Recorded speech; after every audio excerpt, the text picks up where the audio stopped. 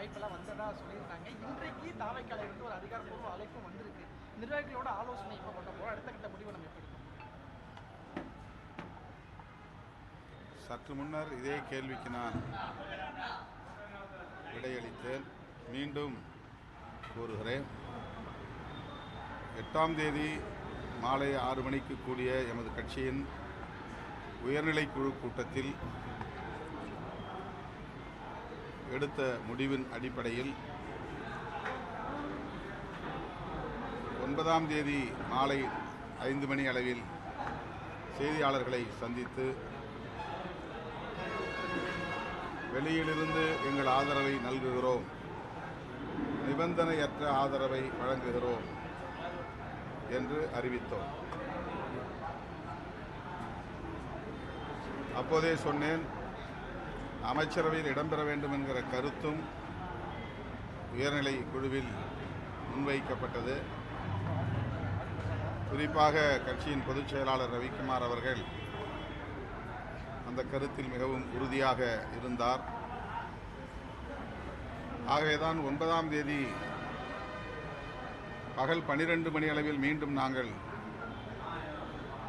கூடி பேசுகிற சூழல் உருவானது. இறுதியில் வெறும் ஆதரவை மட்டுமே நல்குவது, அமைச்சரவையில் பங்கேற்பதில்லை என்று முடிவெடுத்துதான் அறிவித்தோம். அமைச்சரவையில் பங்கேற்பதில்லை என்கிற நிபந்தனையற்ற ஆதரவு என்கிற அறிவிப்பை வெளியிட்டோம். இப்போது ஆதவ அர்ஜுனா அவர்கள்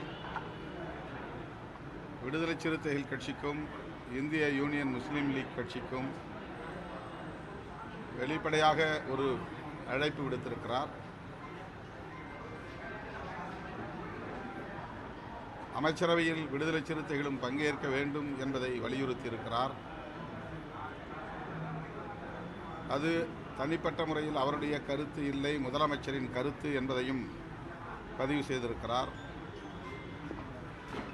ஆகவே இதற்காக மீண்டும் உயர்நிலைக் குழுவை கூட்ட வேண்டிய தேவையில்லை என்று நான் கருதுகிறேன்.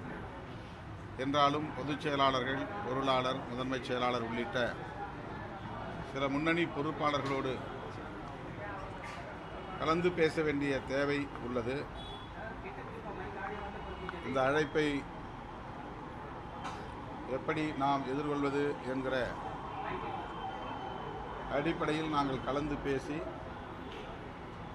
விரைவில் எங்கள் முடிவை அறிவிப்போம்.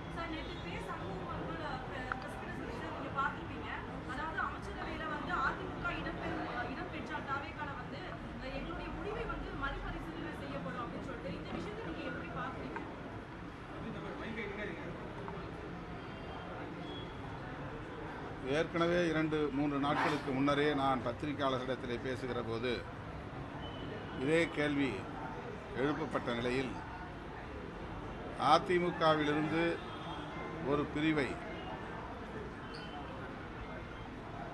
வரவேற்கக்கூடிய வகையில் அவர்களுக்கு அமைச்சரவையில் இடம் கொடுப்பதாக சொல்லப்படுகிறதே என்று எழுப்பினார்கள். அந்த கேள்விக்கு நான் விடை சொல்லுகிற போது, அப்படி அந்த பிரிவுக்கு இங்கே அமைச்சரவையில் இடம் தரப்படுமேயானால் எங்கள் ஆதரவு நிலைப்பாட்டில் மறுபரிசீலனை செய்ய வேண்டிய சூழல் உருவாகும் என்று 2-3 நாட்களுக்கு முன்னரே பதிவு செய்தேன். தற்போது அத்தகைய முயற்சி ஏதும் இல்லை என்ற தகவலும் கிட்டியிருக்கிறது. அதிமுகவிலிருந்து விலகி இருக்கிற ஒரு பிரிவினருக்கு அமைச்சரவையில் இடம் தருவதற்கான வாய்ப்பில்லை என்கிற தகவல் தாவேகா தரப்பிலிருந்து தரப்பட்டிருக்கிறது.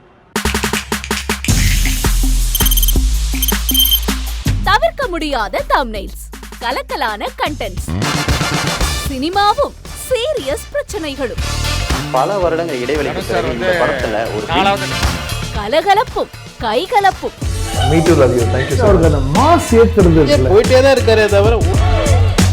பிரேக்கே இல்லாமல் பிரேக்கிங் நியூஸ் சொல்லும் தந்தி டிவி ஆப்.